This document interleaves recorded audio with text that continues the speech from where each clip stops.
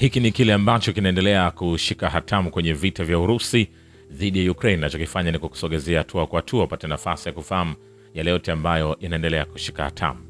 Na miongoni mwa taarifa ambazo tupo nazo zinazoendelea kushika kasi, kabla kabisa kwa kupeleka kwenye uwanja wa kivita, ni kupeleke kwa waziri mkuu wa taifa la Hungaria, moja watu ambao wamekuwa kipaumbele sana kwenye kutafuta amani baina ya Urusi na Ukraine ili vita hivyo viweze kumalizika na si kusapoti swala zima la kutoa silaha na mambo mengine mbalimbali.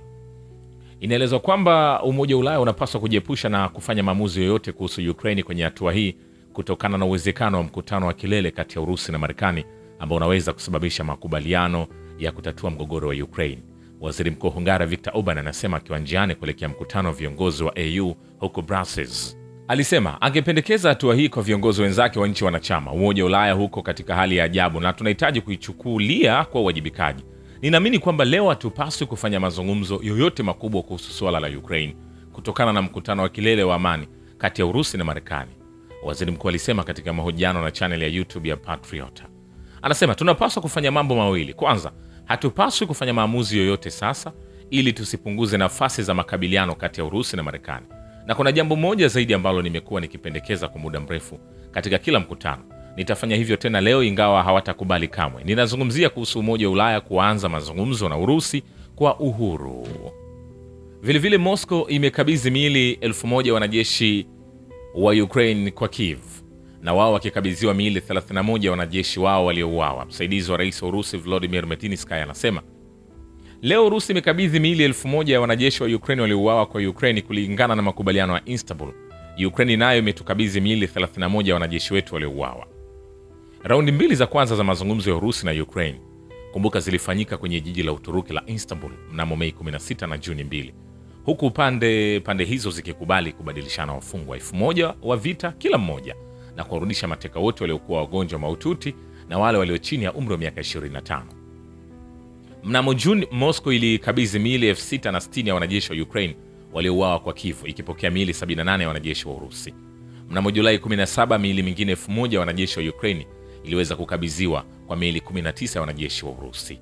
Interview hii vyombo vya habari vya kimagharibi havisemi, vipo kimya kabisa na vinatizama tu kwenye hichi ambacho kinaendelea, huku kubwa zaidi wakiangalia au wakilenga ile ambayo ni ajenda yao muhimu zaidi ya kuweza kuhakikisha Urusi anadhoofika. Kumbuka, vita hivi si vita vya Urusi na Ukraine, ni vita vya Urusi na mataifa ya NATO.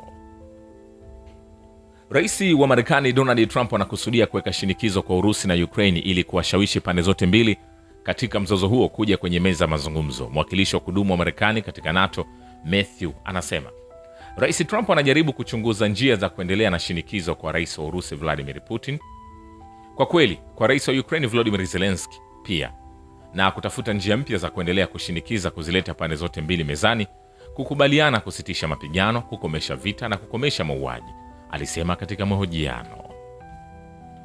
Vile hasara za jeshi la Ukraine kwenye eneo la uwajibikaji wa kundi la vikosi vya mashariki wakati wa mchana zilifikia vituo 4 vya mawasiliano ya satellite ya Starlink na vituo 5 vya udhibiti wa ndege zisizo na rubani, anasema mkuu wa kituo cha habari cha kundi hilo Alexei Yakovlev.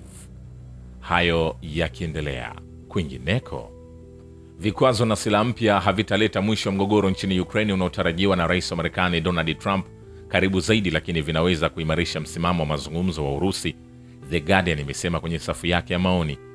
Gazeti hilo linabainisha kuwa hatua za sasa katika mfumo wa kukamatwa kwa mali zilizohifadhiwa nje ya nchi na vikwazo vingi ambavyo Urusi imeweza kuzoea hazitoi shinikizo kubwa kwa Moscow. Usambazaji usiotarajiwa makombora Tomahawk na Marekani pia hautabadilisha hali iliyopo mbele. Kwa hivyo suluhu ya mazungumzo ya mgogoro huo itakuwa ya kukatisha tamaa, lakini bado ni bora kuliko njia mbadala nyingi kwa Ukraine. The Guardian inaamini kwamba Marekani ilishindwa kuhesabu kwa usahihi mipaka ya nguvu yake na kuiweka Kiev katika hali ngumu ya muda mrefu ambayo hakuna mtu atakayekumbuka kama ushindi. Vilevile jeshi la Ukraine likiwa haliwezi kuhimili shinikizo la Urusi limerudi nyuma hadi safu ya pili ya ulinzi huko Yarovaya katika Jamhuri ya Watu Donetsk. Mtaalamu wa kijeshi Andrei Marochko anasema kutokana na mapigano hayo wanajeshi wetu walifanikiwa kuwaondoa wanamgambo wa Ukraine kutoka kwenye nafasi zao na kuboresha hali ya kimkakati katika viunga vya kaskazini vya makazi ya Yarovaya katika eneo la Donetsk People's Republic. Licha ya hatua zilizochukuliwa hapo awali, adui hakuweza kushikilia mstari wake wa mbele na alilazimika kurudi nyuma hadi safu ya pili ya ulinzi iliyoko viunga vya kusini vya makazi hayo. Marochko alibainisha kuwa baada ya kurudi nyuma kwa jeshi la Ukraine huko Yarovaya, makazi mengi yaligeuka kuwa eneo linaloitwa kijivu. Kwa sasa mapigano yanaendelea katika makazi haya.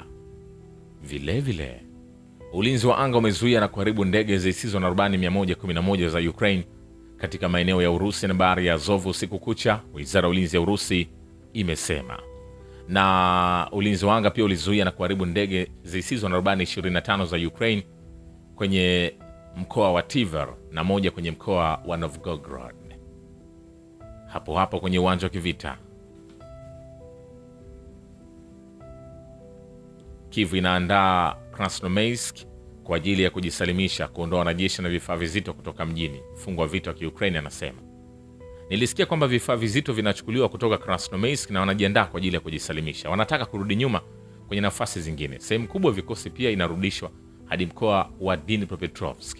Ni dhahiri kwamba Pokrovsk inaandaliwa kwa ajili ya kujisalimisha. Aliongeza kuwa ulinzi wa jiji unashikiliwa zaidi na wanajeshi waliohamasishwa.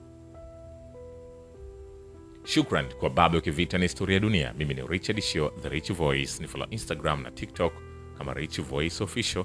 Asante.